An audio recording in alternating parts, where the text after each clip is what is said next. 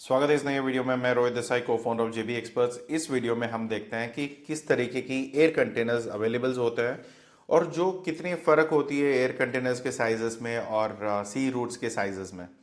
तो काफ़ी अभी इससे पहले भी हमने एक वीडियो डाला हुआ था जो कार्गो कंटेनर्स है जो सी रूट्स में यूज़ होते हैं। अभी हम लोग देख रहे हैं कि एयरलाइन में अगर आप हवाई जहाज से अगर मटेरियल्स भेजते हो या थ्रू फेडेक्स या डीएचएल या कोई और कंटेनर या कोई भी और सर्विस प्रोवाइडर से थ्रू आप भेजते हो, तो किस तरीके से आपकी मटेरियल्स जाएगी। ये वेबसाइट है एक मैन्युफैक्चरिंग कंपनी की जो कंटेनर्स बनाते हैं एयरलाइंस के लिए, और इनकी वेराइटीज़ है, काफ़ी पुरानी कंपनी है।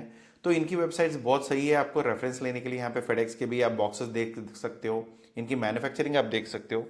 तो इस पूरी वीडियो में आपको एक कंप्लीट नॉलेज मिल जाएगा कि एयर कार्गो करता क्या है और कैसे होते हैं और किस तरीके के होते हैं। तो बेसिकली आप पहले यहाँ पे कंटेनर्स देख लीजिए। कंटेनर्स में कुल मिला के तीन चार तरीके होते हैं। एक होता है कि मेन डेक में जाने वाले, एक होता है लोअर डेक में जाने वाले, और दूसरा होता है एफआरसी जो फायर रेजिस्टेंट होती है। तो इन कंटेनर्स की अलग अलग साइजेस हैं, उनके अलग अलग टाइप्स होते हैं। तो काफ़ी सारे टाइप्स हैं, यहाँ पे कोई यूनिवर्सल टाइप नहीं होती है कि ये सारे ऑप्शंस यहाँ पे साइजेस में डिफरेंशिएटेड आपको मिल जाएंगे। यहाँ पे 20 फीट 40 फीट ये सब कॉन्सेप्ट्स एयरलाइन इंडस्ट्री में काम नहीं आएगी। यहाँ पे जो भी है इनकी कोडिंग्स यहाँ पे होती है, उसके सामने डायमेंशंस होते हैं, इसके टोटल एम्प्टी बॉक्स का वेट होता है और उसका मैक्सिमम वेट कितना हो सकता है वो यहाँ पे मेंशन रहती है। तो इतने हिसाब से ही अभी देखो हम जो बात कर रहे थे वो 28,000 मेट्रिक टन का था अगर हम सी रूट के कंटेनर में अगर हम प्लान कर रहे थे। मगर यहाँ पे आप देख सकते हो कि 13,300 एलबीएस ये मैक्सिमम लोड है एक कंटेनर का। तो इसमें साइजेस आप देख सकते हो कि सारा तो सेम ही है, मगर करीब करीब थोड़ी बहुत उसकी ड्यूटी कैसी रहेगी, उसकी वेट क्या रहेगा, ये सारी चीज़ें मैटर करेगा। और दूसरा, अगर आपके प्रोडक्ट्स कुछ ऐसी चीज़ हैं जो आग पकड़ सकता है तो फिर आपको एफआरसी वाली कंटेनर्स की ज़रूरत पड़ेगी, क्योंकि अगर एफआरसी कंटेनर्स आप नहीं लेते हो, अगर कुछ आग लग गई तो फिर वो पूरी प्लेन के लिए खतरा होगा और साथ में जो मटेरियल लगे हैं उसके लिए भी खतरा होगा। अगर वो पैसेंजर प्लेन में जा रहा है, कभी भी ये मत सोचना कि जो भी प्लेन्स जाएंगे इसके लिए अलग सी प्लेन होगी जो मटेरियल्स लेके जाएंगे। ये सारे प्रोडक्ट्स आपके जो पैसेंजर प्लेन होते हैं, अगर कोई प्लेन इंडिया से दुबई जा रहा है, वहाँ पे लोग भी उसी प्लेन में रहेंगे, मटेरियल भी उसी प्लेन में रहेगा और उनकी लगेजेस जो है वो भी उसी प्लेन में ही रहेगी। तो काफ़ी सारे लोगों को क्या होता है कि कंफ्यूजन, नहीं नहीं कार्गो प्लेन ना बहुत अलग से होते हैं। अलग तो होते ही हैं, वो बड़े पूरी प्लेन ही वो कार्गो के लिए बनाया होता है। मगर ज़्यादातर हमारे लिए जो काम में आते हैं वो कंटेनर्स नॉर्मली हर एक प्लेन में ये हमारे कंटेनर्स जाते हैं। तो इसके रेफरिंग फोटोज भी मैं बाद में बताऊंगा, मगर अभी मेनली आप यहाँ पे देख सकते हो ऊपर की जगह। अगर आपने प्लेन की बनावट देखी है तो ये ऊपर वाले डेक में जाएंगे। अगर नीचे वाले डेक है, मतलब नीचे की तरफ से, अगर डेक ऊपर का डेक होता है नीचे का डेक होता है, जहाँ पे हम लोग नॉर्मली बैठता है ना, जहाँ पे वो खिड़कियाँ वगैरह होती है, वो ऊपर की डेक होती है। उसके नीचे और एक जगह होती है, ये लोअर डेक में ये वाले कंटेनर्स जाते हैं। ऊपर वाले डेक, फिर ये ऊपर वाली डेक किस काम में आएगी, ये नॉर्मली उनके लिए आते हैं जहाँ पे जिस प्लेन में ऊपर भी जगह है। मगर पूरा प्लेन ही कार्गो के लिए है, ऊपर के डेक में भी यही भरेंगे और नीचे के डेक में भी यही भरेंगे।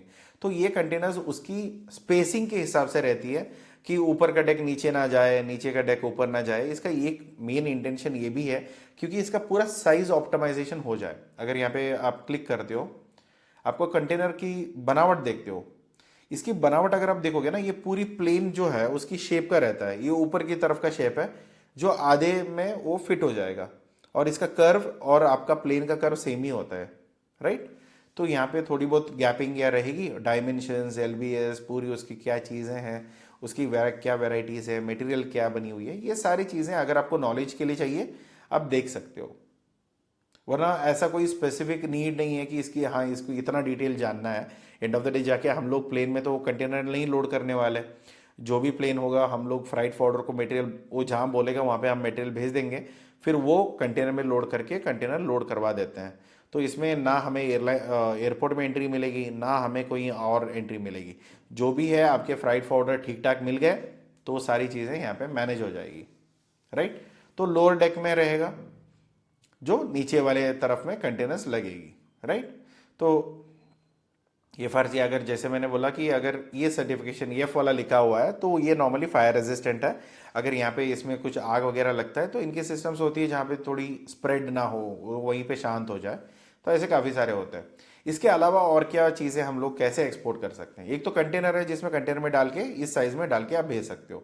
नहीं, हमें कंटेनर थोड़ी महंगा पड़ेगा, इतना प्रोडक्शन की ज़रूरत नहीं है, हम लोग ना पैलेट पे रख के भेज देंगे। पैलेट का मतलब ये होता है, एक फ्लैट बेड होती है जिसपे मटेरियल रखो, उसको रैप करो और उसको एक नेट डाल के उसको भेज दो।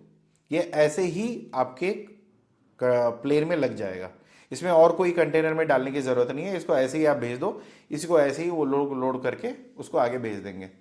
ये पूरी इसकी मेजरमेंट्स या साइजेस होते हैं और इसके ऊपर कितना लोड हो सकता है, कितना डाल सकते हो, इसका क्या डायमेंशंस हो सकती है। क्योंकि ऐसा तो नहीं है कि पूरा पहाड़ बना दोगे कि मटेरियल, हाँ यहाँ पे वो फ्लैट बेड है, पड़ा चढ़ाते रहो। ऐसा नहीं होता है कि उसका एक लिमिट होती है, उसी लिमिट के अंदर उतना ही CBM में आपको भी यहाँ पे लोड करनी होगी। CBM का मतलब वही है कि डायमेंशन उसका देख लो कि लेंथ ब्रेथ हाइट देख के उसी के अंदर सारे मटेरियल आना चाहिए।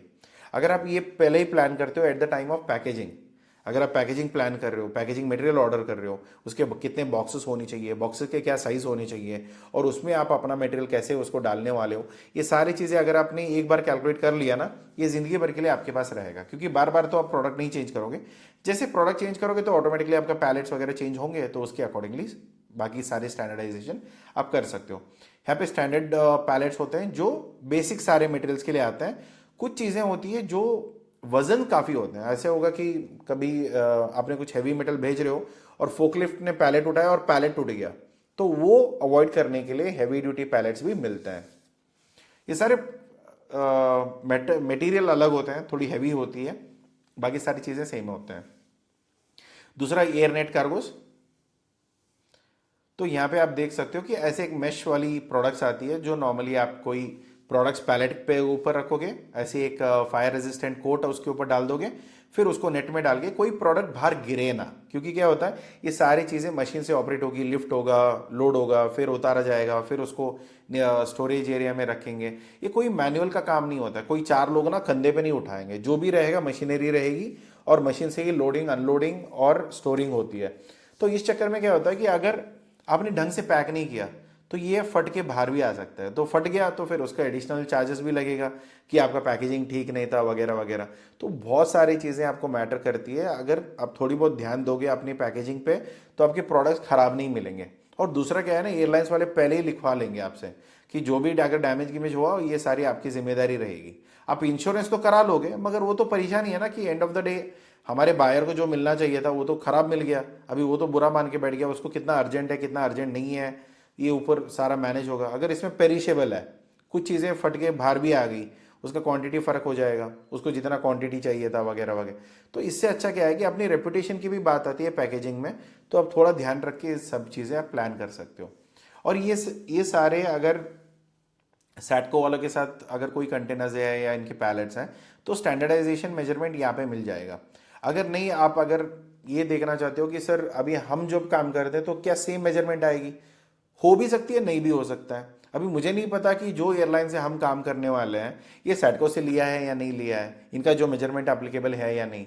तो इससे अच्छा आप क्या करो, अपने फ्राइट फॉरवर्डर जो भी आपका कंटेनर बुक कर रहा है या एयर कार्गो बुक कर रहा है उसको पूछो कि भैया मुझे पूरा पैलेट मुझे मटेरियल भेजना है, तो क्या प्राइस है, क्या डायमेंशंस है, क्या साइजेस है। एक बार अपना इंक्वायरी भेज के देखो तो आपको एक समझ में आ जाएगा कि इसमें भी आपको टेम्परेचर जा सकता है। ऐसा नहीं कि इसमें टेम्परेचर नहीं जाएगा, इसमें भी टेम्परेचर जाती है। आपको अगर आपको फ्रोजन का टेम्परेचर चाहिए फ्रोजन का टेम्परेचर मिलेगा, अगर आपको नॉर्मल टेम्परेचर चाहिए तो नॉर्मल टेम्परेचर मिलेगा। इसमें भी बहुत सारे फैसिलिटीज़ आपको मिल जाएगी। जो एयर सी कार्गो में हम करते हैं वही चीज़ें हम यहाँ पे कर सकते हैं।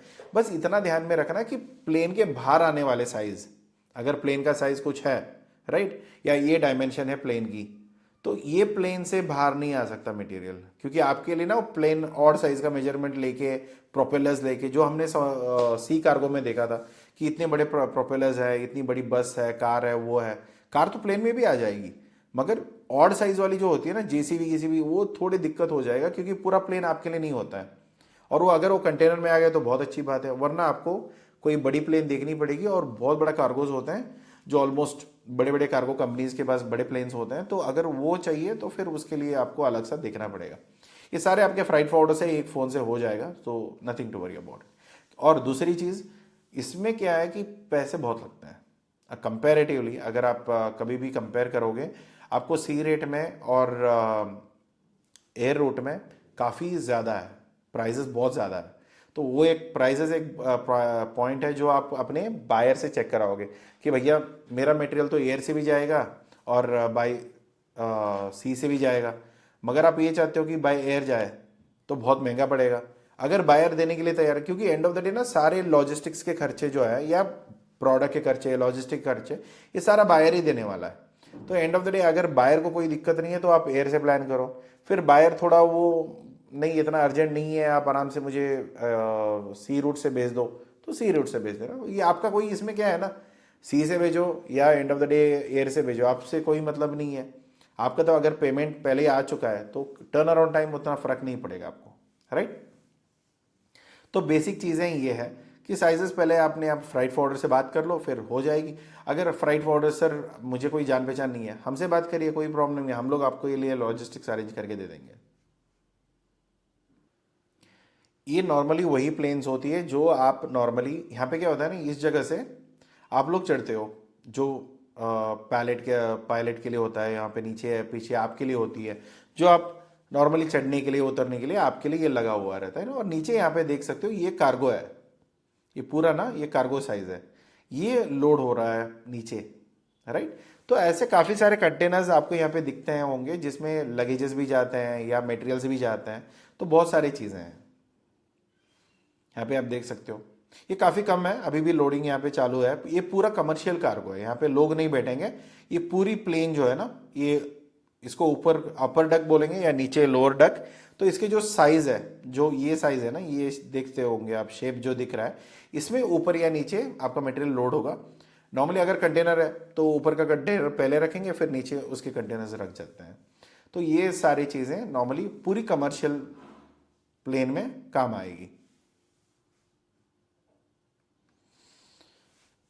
थोड़ी टेक्निकल इशू है कैमरा में, ठीक है।